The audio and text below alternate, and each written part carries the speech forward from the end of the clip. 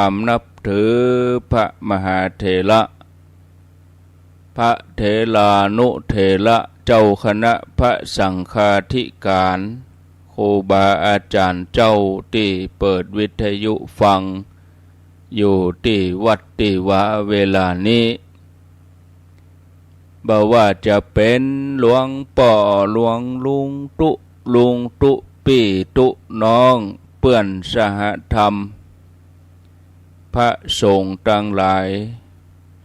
ท่านที่มีอายุพรรษามีการศึกษามีภูมิธรรมที่สูงกว่าเก่ากับผมขอถวายความเคารพแสดงความนับถือมาณโอกาสนี้จุตนจุองค์ขอความสุขความเจริญจงได้บังเกิดแก่ญาติโยมท่านสาธุชนทุกคนทุกท่านได้เวลาแล้วเนอได้เวลาแล้วถึงเวลาแล้วได้เวลาสำหรับการรับฟังธรรมะอันเป็นสาระประโยชน์ทางด้านพระพุทธศาสนาน้ำธรรมคำสอนขององค์สมเด็จพระชินวรสัมมาสัมพุทธเจ้าได้มาปะมาพบมามาเล่าสู่บรรดาพ่อแม่พี่น้องพ่อออกแม่ออกพ่ออุ้ยแม่อุ้ยนักศีลนักบุญเท่าแก่น้อยใจยิงต่างหลายทุกท่านแล้วไปที่ยังบ่ลุกเตื้อกะเกียมตัวลุกมาได้แล้วเนอลุกมาได้แล้วตื่นมาได้แล้วญาติโยมท่านทั้งหลายหลับลูกเจ้ากินพักตั้งปลายหลับลูกควายกินพักตั้งเกาลูกเจ้าได้หลายลูกควายได้น้อยหลับลูกเจ้าเป็นเจ้าตั้งหลายหลับลูกควายป่าเฮือลูกหลานเป็นหนี้เป็นข้าเนอตื่นมาเหียเนอลุกมาเหียเนอลุกเนอลุกเนอลุกตื่นตื่นได้แล้วลุกได้แล้วญาติโยมท่านทั้งหลายลุกเจ้าตื่นตัวเจ้าบัวกับอาหารเนื่องนาพังพร้อมลุกควายบ่ตันหนทางกีดก้อมก้าตัวบ่ต้อมปุ่นอายจุงเก่งเข้าไว้อย่าไปเฮือควายต่อหน้าสบายจำไว้เน้อเจ้าจำไว้เน้อเจ้าอรุณสวัสดิ์ธรรมะสวัสดีสวัสดียามเจ้าญาติโยมท่านผู้ฟังทั้งหลายยินดีต้อนรับเข้าสู่รุ่งอรุณวันใหม่ปะกันเจ้านี้เป็นเจ้าของวันจันทร์ที่11เดือนธันวาคมพุทธศักราช2566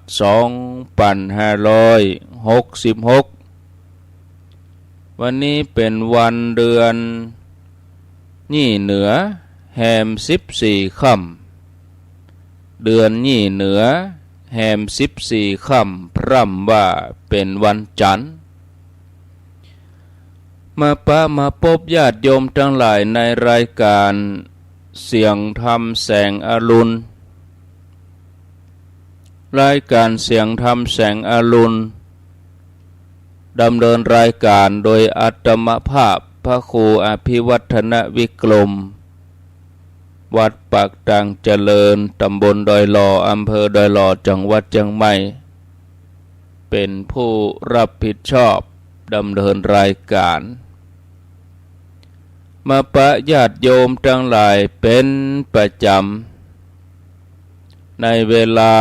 ตีห้าจนถึงเวลา6 โมงทุกวันจันทร์วันพุธแล้วก็วันพฤหัสบดี วันนี้ก็มาปะญาติโยมทั้งหลายเหมือนเดิม 5 ถึง 6 โมง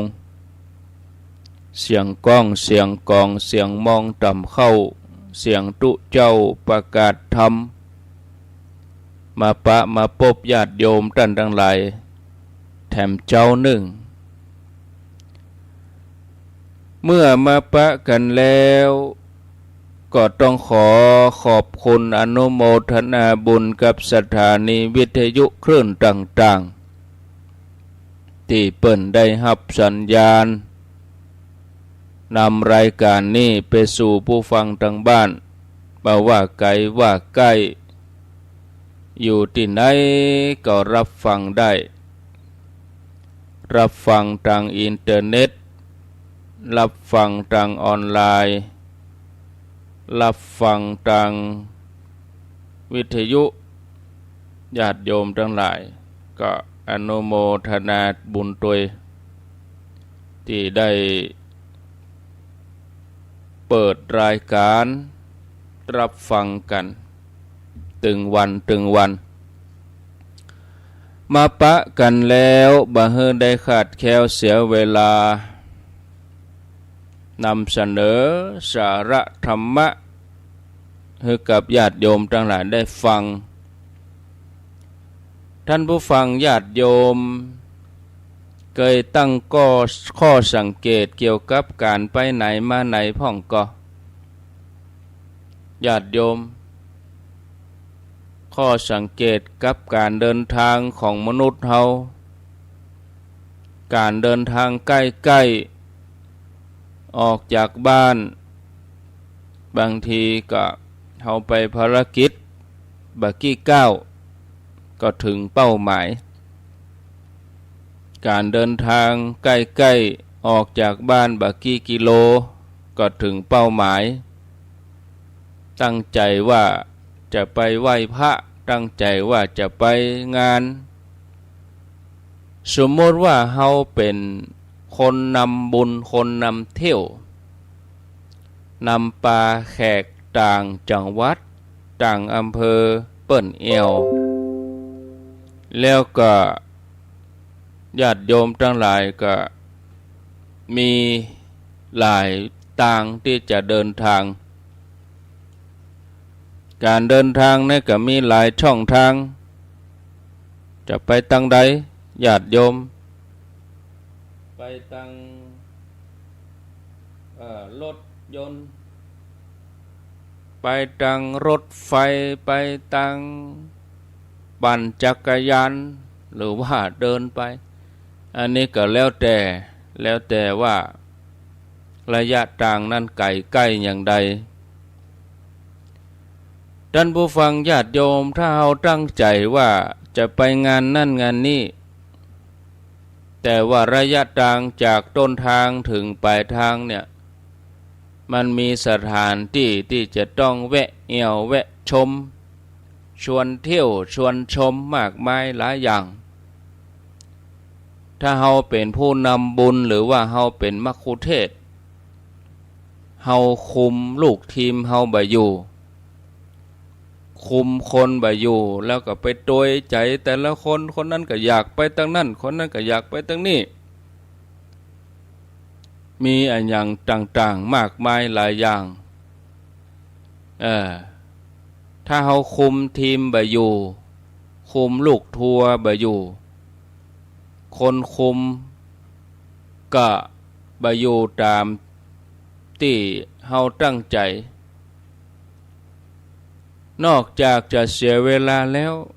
บางทีอาจจะไปบ่ถึงเป้าหมายด้วยซ้ำเพื่อไปถึงเพิ่นทำพิธีหมดแล้วเพื่อไปถึงก็มีที่นั่งแล้วอย่างนี้ก็มีบางคนอาจจะขอแวะจอดพอหั่นพอนี่ตามแยกตามที่แอวที่ชมพ่องก็ขอแวะแอวกาดแอวแห้งถ้าปล่อยให้ลงชั่วโมงก่อมปอต้อง2 ชั่วโมงเพราะว่าบางทีมีของหล่อใจศรัทธาญาติโยมไปถึงเจอรถติดแถมนั่นพ พอเวลาก็จะบัดตันโอ้รถติดเข้าไปแถมญาติโยมทั้งหลาย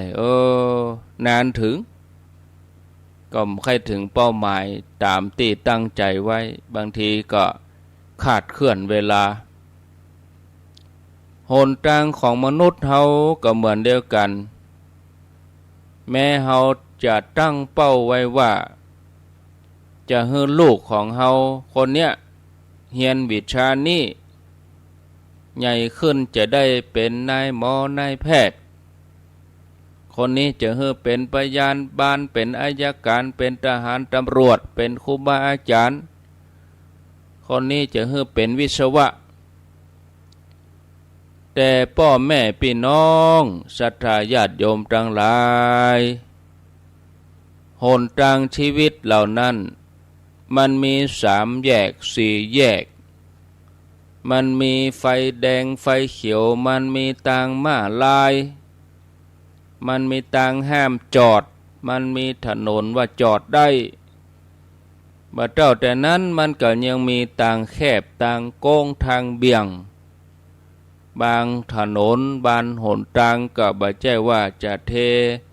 ซีเมนต์คอนกรีตลาดยางไปเหี่ยหมดบางทีก็มีหลุมมีโม่งอันตรายบางเตื้อก็เป็นทางวันเวเปิ้นให้วิ่งทางเดียวเฮาเป็นพ่อเป็นแม่ก็จะต้องพอให้ดีหนทางชีวิตนี้มันวกวนเหลือเกินญาติโยม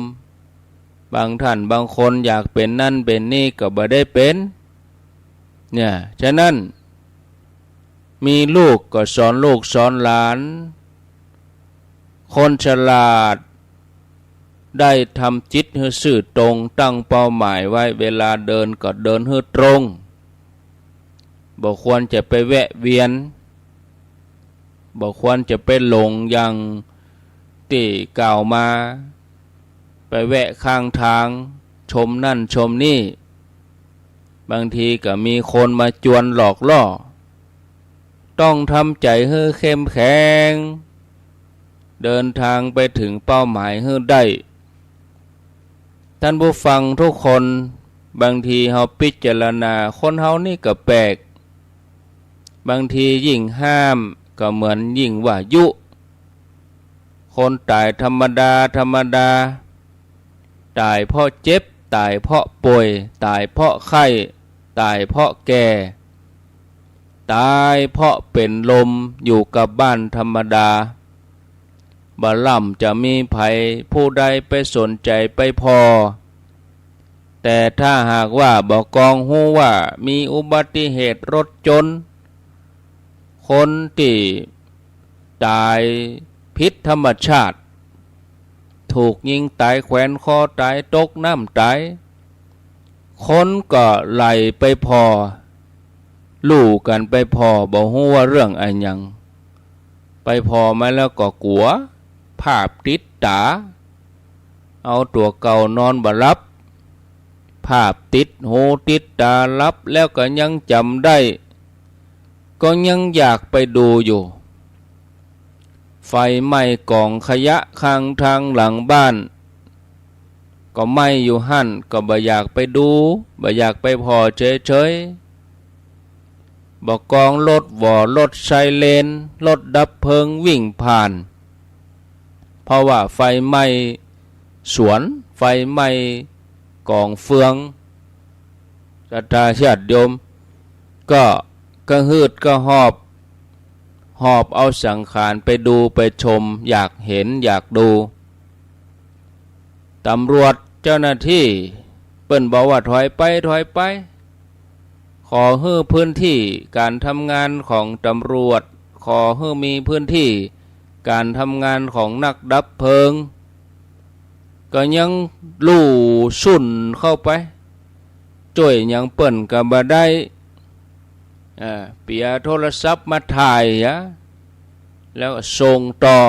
ให้คนได้หันว่าตัวเก่านี่เป็นผู้สื่อข่าวไปอวดเปิ้นไปอวดเนี่ยหยัง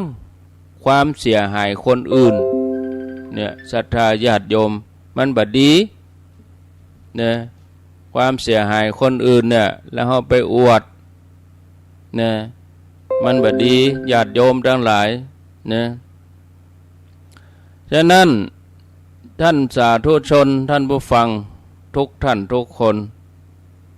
ก็ขออนุโมทนาเดี๋ยวก็เด้อโทรศัพท์ก็ดีครับอันอย่างหู้นี่ศูนย์อันนี่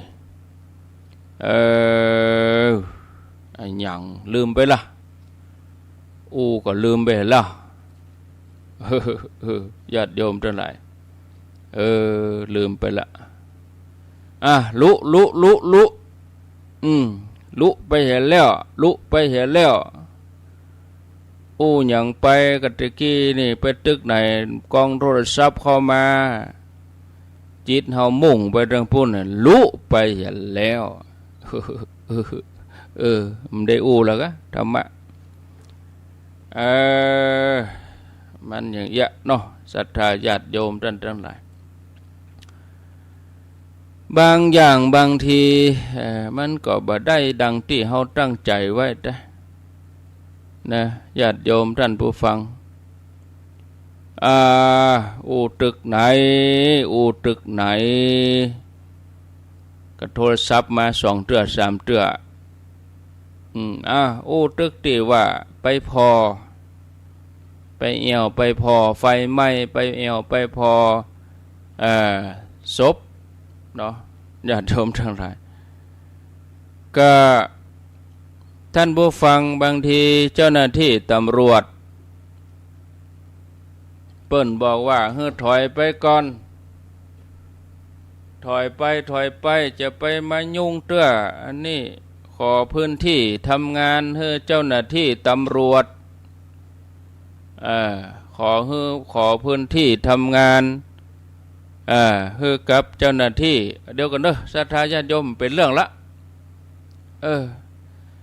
มาเป็นเรื่องละเดี๋ยวกันขอพักกันเดียวมันกับงานวัดเนี่ยนะมันยุ่งหัวก็เดี๋ยวกันเด้อญาติโยมทั้งหลาย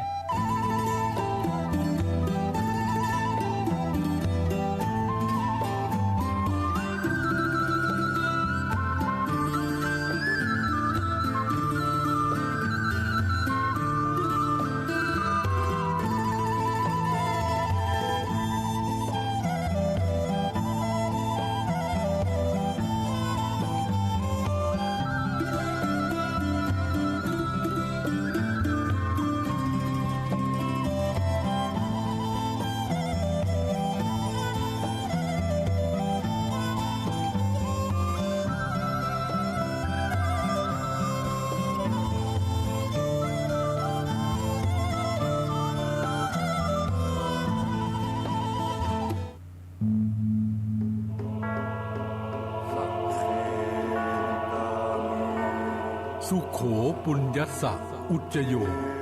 พระพุทโธดำรัสปัดทุกข์เข็นการสั่งสมซึ่งบุญทุนบำเพ็ญจะอยู่เย็นเป็นสุขพ้นทุกข์ภัยขอเชิญร่วมงานทำบุญประเพณีส่งน้ำพระเจ้าทันใจและสวดอิติปิโส108 จบประจำปี 2566 ปีที่ 14 ณ วัดปากทางเจริญตำบลดอยหล่ออำเภอดอยหล่อจังหวัดเชียงใหม่วันจันทร์ที่ 11 เดือนธันวาคม 2566 เวลา 9:39 นาทีขอเชิญร่วมพิธีสืบชะตาแบบล้านนาและส่งน้ำพระเจ้าทันใจร่วมถวายทานห้องน้ำทันใจจำนวน 10 ห้องณ วัดปากทางเจริญพระสงฆ์29 รูปเวลา 11 นาฬิกาถวายภัตตาหารเพลพระสงฆ์เวลา 12 นาฬิกาเชิญผู้มาร่วมงานรับประทานอาหารแบบโรงทานเป็นเสร็จพิธีต่อจากนั้นไปเวลา 18:39 นาทีวันจันทร์ที่ 11 เดือนธันวาคม 2566 ขอเชิญร่วมพิธีสวดอิติปิโส108 จบพระสงฆ์300 กว่ารูปประกอบพิธีจุดเทียนชัยมงคล108 เล่มรอบเจดีย์ปล่อยโคมไฟจำนวน108 ดวงณ วัดปากทางเจริญตำบลดอยหล่ออำเภอดอยหล่อจังหวัดเชียงใหม่เริ่มเวลา 18:39 นาทีเป็นต้นไปเสบียงบุญในชาตินี้มีหลายอย่างเตรียมเดินทางข้างหน้าต้องหาก่อน ยิ่งเดินทางหลายข้ามต้องหาบขอนเครื่องกินนอนมากมายสะพายเต็มเสบียงบุญชาติหน้าไม่กลัวหนักเพียงรู้จักเก็บออกถนอมเข้มบุญกิริยาวัตถุลุอิ่มเอกจะปรีเปรมเต็มหลับด้วยธรรมาทั้งทานศีลภาวนานำพาให้สู่แดนไกลสวงสวรรค์สุขหันษาจะล่วงทุกข์ด้วยความเพียรด้วยปัญญาอภิญญาพาพ้นว่ายวนเวียนใครเสบียงบุญมีมากยามมอดม้อยกุศลช่วยส่งเสริมเพิ่มเสถียรเสบียงน้อยลอยหลับดังกำเกวียนดังแสงเทียนดวงน้อยคอยนำทาง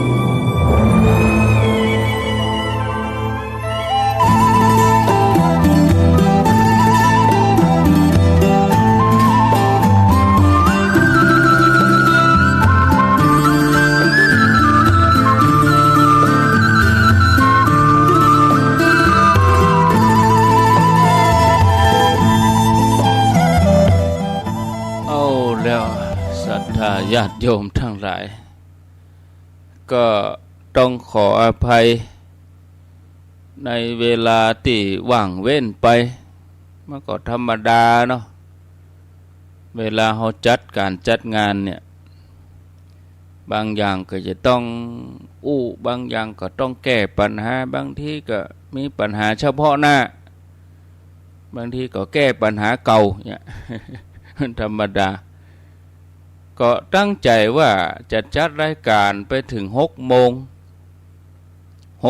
แล้วก็จะตัดสัญญาณไปที่ภาคสนามที่ลานเจดีย์เอาไปเอามาก็บ่เป็นอย่างอันสกรรมตุลุงติดต่อบ่ได้ตุลุงดอยตุลุงยองติดต่อบ่ได้โลดขึ้นไปฮับก็คนไปฮับก็บ่ฮู้ติว่าตุลุงนอนไหนนอนโทรมาอยู่แต้วก็บอกว่าห้องเอากะเอากะแล้วเปิ้นบ่ตอบอันก็ลงมาเหียนี่เนาะตุลุงก็ได้จะพักผ่อนเพราะว่าเข้ากรรมหลายวันเปิ้นออกแต่ว่าหรือว่าไปต่อที่อื่นก็บ่ฮู้ได้แต่คืนเปิ้นก็ยังมาอยู่เนี่ยก็ว่าจะเริ่มตัดสัญญาณไปที่งานปุ้น6 โมงเนี่ยกำลังนั่งจัดรายการก็เดี๋ยวเขามาต่อยประตูทำละยายใดเอาของมาตานครับว่านั่นเขาก็จะเป็นจะต้องปั่นป้อนให้เขาจ้ะทำปั่นป้อนก็จะน้อยใจแถมแล้วปิดประตูแล้วนะ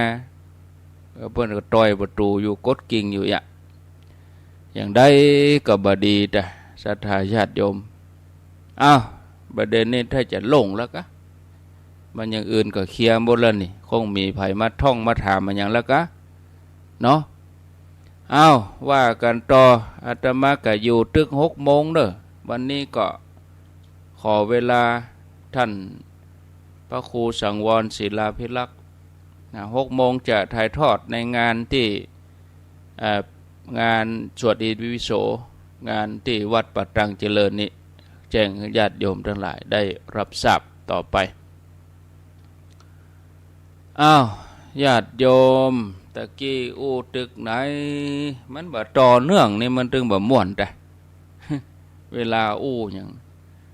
เวลาเฮาแล้วมันบ่ต่อเนื่องเนี่ยมันขาดตอนไปก็ทำให้เสียอรรถรสในการฟังถึงเรื่องที่ว่าไปดูไปพอบางทีอุบัติเหตุก็ยังไฟไหม้ก็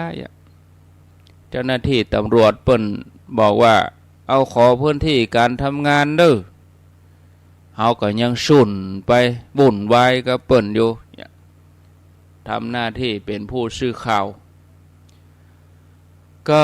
บ่ถึงเป้าหมายหนทางของมนุษย์เฮาก็เหมือนเดียวกันแม้เฮาจะตั้งเป้าไว้ว่าจะให้ลูกคนนั้นเป็นอย่างนั้นเป็นอย่างนี้ มันมีนะถนนนี่มันมีไฟเขียวไฟแดงญาติโยม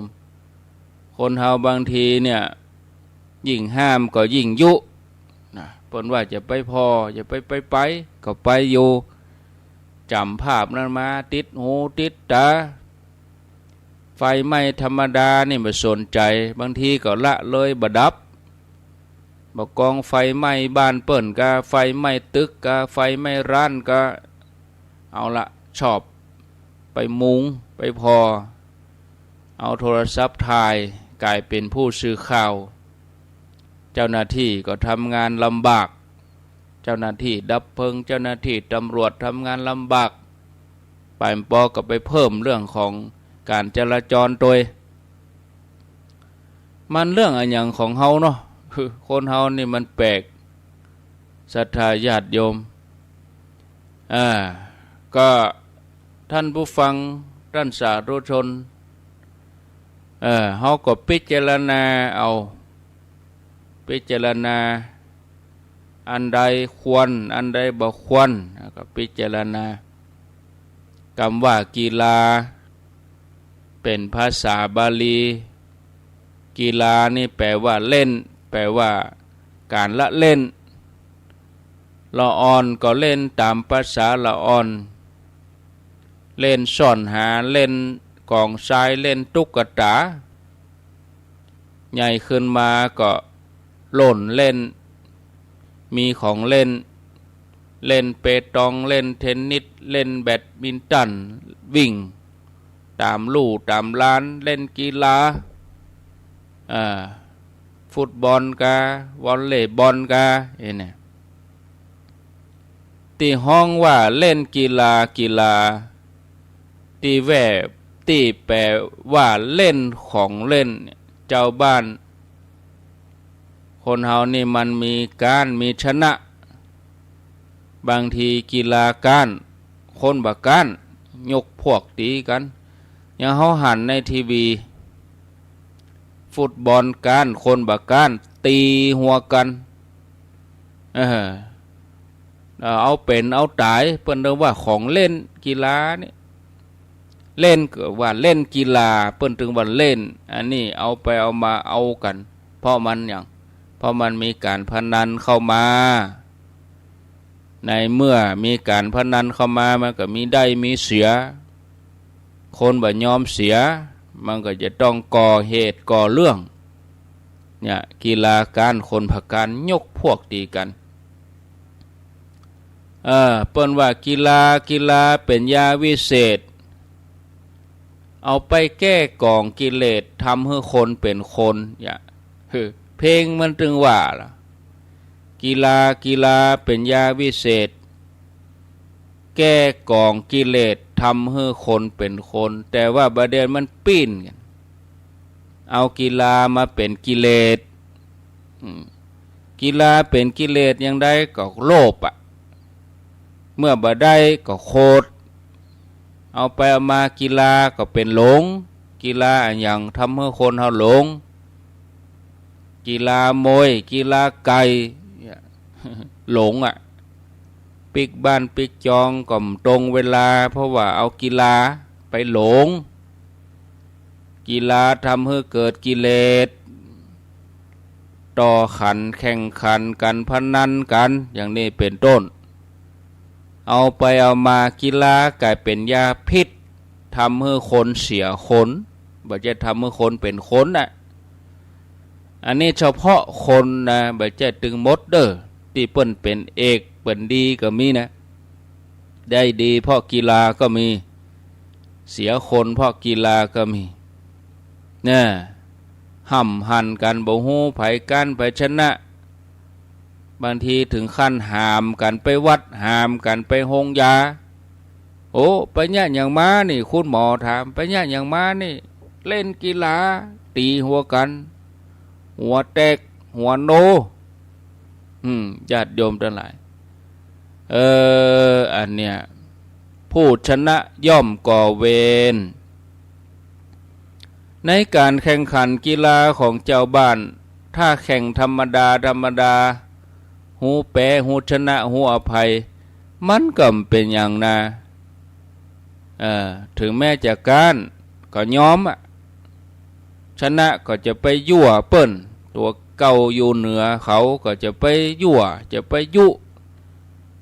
จะไปคุยโวโอ้อวดว่าตัวเก่าแน่ตัวเก่าเก่งมันจะทำเมื่อเปิ้นรำคาญทำให้เปิ้นมันใส่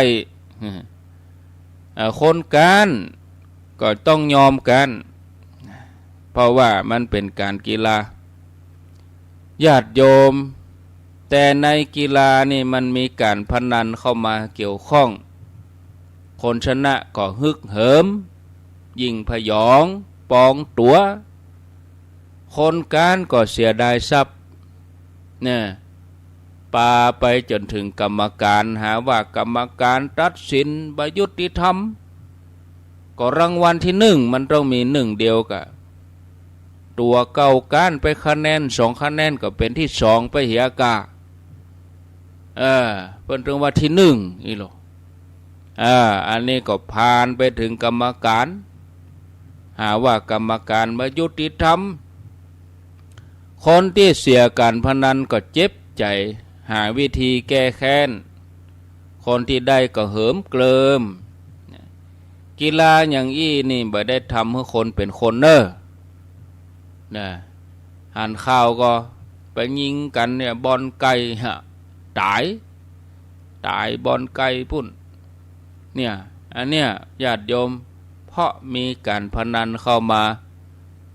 กีฬาอย่างนี้นี่บ่ใช่กีฬาเป็นยาวิเศษนะบ่เป็นเหตุให้เกิดความสงบในทางพระพุทธศาสนาเปิ้นก็เล่นกีฬาบาหารเปิ้นเดือดร้อนอะไรอย่างคือกีฬาของพระเนี่ยมี2อย่างที่1คือว่าเล่นพอลมหายใจกีฬาประเภทนี้ดูลมหายใจเปิ้นห้องอานาปานสติเอาสติมากำหนดลมหายใจเข้าหูหายใจออกหูหายใจเข้ายาวหายใจออกยาวหายใจออกก็บริกรรมไป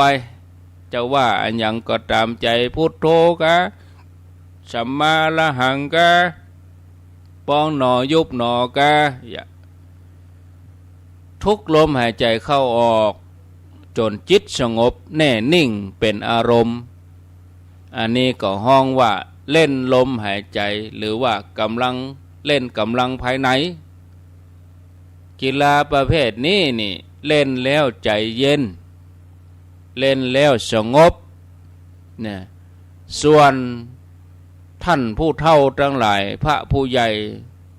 ที่เปิ้นเข้ากรรมฐานชั้นสูงเปิ้นก็มีการเล่นเหมือนคือการเข้าฌานเนี่ย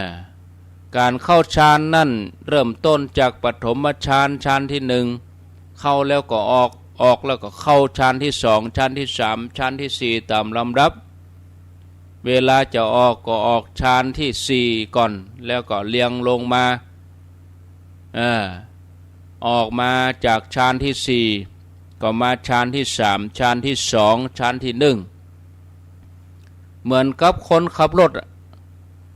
ออกตั๋วก็เข้าเกียร์1ก่อนเกียร์1เกียร์2เกียร์3เกียร์4เวลาจะจอดก็ทดเกียร์ลงมาเปลี่ยนเกียร์ก็จะต้อง4 3 2 1เนี่ยแล้วก็หยุดจอดการอย่างนี้เปิ้นฮ้องว่าการเข้าฌานฌานะกีฬาเล่นฌานกีฬาอย่างนี้บ่มีแพ้บ่มีชนะบ่มีการมีแต่ความสบายใจหากว่าศรัทธาญาติโยมจะเอากีฬาของพระไปพิจารณาไปเล่นพ่องก็ได้อย่างวันนี้จะมางานสืบชะตานั่งเก้าอี้ก็เล่นกีฬาพอจิตตัวเก่าหันมันโลดแล่นไปไหนดึงมันมามันจะให้รับก็ดึงสติมาดูลมหายใจห้องว่าอานาปานสติอันนี้เป็นวิธี1ทำให้เกิดความสุขความสบายอันนี้พอแล้วเนาะ อู้ไปก็นักไปเดี๋ยวญาติโยมจะเบื่อจะก่ายเอาไว้เต้าอี้ก่อนเพราะเวลาตอนนี้ก็4 โมง5:47แล้วก็มาประชาสัมพันธ์กิจกรรมงานที่จะเกิดขึ้นในวันนี้ก่อนเนาะกำเดียวถ้า6 โมงก็จะตัดสัญญาณไปที่ภาคสนามจนฮอดปุ่นจบเวลาแล้วเวลาปุ่น6 โมงเป็นต้นไปก็ตอนนี้ญาติโยมเปิ้นบางคณะเปิ้นก็ทยอยมาพ่องนะบางคนเปิ้นก็มาแม่ก้าแม่ขายก็มาตั้งครัวสัก7 โมงนี่ก็คนก็คงจะหลั่งไหลกันเข้ามาอดแล้วเนาะญาติโยมอยู่ไกลจะจอดรถก็พอเอาเด้อที่จอดรถแล้วก็ทางเข้าวัดนี่ก็เข้าได้หลายทางทางข้างทางหน้าทางหลังก็จอดได้หลายทางก็พอเอาระมัดระวังเอานะต่อไปก็แต่คืนนี้มีการทำบุญทักษิณานุปทานเรียบร้อยไปแล้ววันนี้ก็จะมีงานสืบชะตาพระสงฆ์ก็40 กว่ารูปเวลาเริ่ม9 โมงครึ่งเนอะ9 โมงครึ่งปุ๊บก็เริ่มทันทีนะบ่มีรีรอบ่รอรีนะ9 โมงครึ่งเริ่มทันทีเอาเวลาว่าตรงเวลา9 โมงครึ่งก็เริ่มเนาะพระสงฆ์บางโปรนเพิ่งก็อาจจะทยอยมาตนที่มาก่อนทำพิธีก่อนนะเสร็จสัตว์เรียบร้อยก็ไปจนถึงปุ้น11 โมงเที่ยงก็ญาติโยมก็ถวายเพลกินข้าวตอนไปจนถึงเมื่อค่ำก็พิธีเริ่ม1 ทุ่มตรงอันนี้ก็เหมือนกัน19 นาฬิกา1 ทุ่มตรงเขาจะเริ่มกันเนาะพิธีตอนค่ำก็บางทีมันเกิน3 ทุ่มก็แจ้งให้ญาติโยมทั้งหลายได้รับทราบก็ขอเจริญพรเชิญมาร่วมกันเนอะเอาละอาตมาก็คงจะบ่ได้เปิดสายแล้วเพราะว่ากำเดียวจะต้องไปเกียมสถานที่เกียมภาคสนามรับการถ่ายทอดจากทีมงานวัดฝ่ายหินต่อไปขอความสุขความเจริญจงได้บังเกิดแก่ศรัทธาญาติโยมทั้งหลายทุกคนทุกท่านวันนี้หลายท่านตั้งอกตั้งใจที่จะเดินทางมาที่วัดปากตังเจริญก็ขอให้เดินทางด้วยความแข็งแกร่งปลอดภัยตั้งอกตั้งใจจะมาทำบุญด้วยการสืบชะตาและก็สวดอิติปิโสอาตมาก็ขอบคุณล่วงหน้าญาติโยมที่แจ้งเจ้าภาพญาติโยมที่แจ้งความประสงค์เป็นเจ้าภาพในการทำบุญปัจจัยถวายพระก็ดีถวายเพลก็ดีแล้วก็เอาลงทานมาตั้งบริการเลี้ยงกับญาติโยมทั้งหลายด้วยก็อนุโมทนาลาไปก่อนเด้ออายุวันโนสุขังปะลัง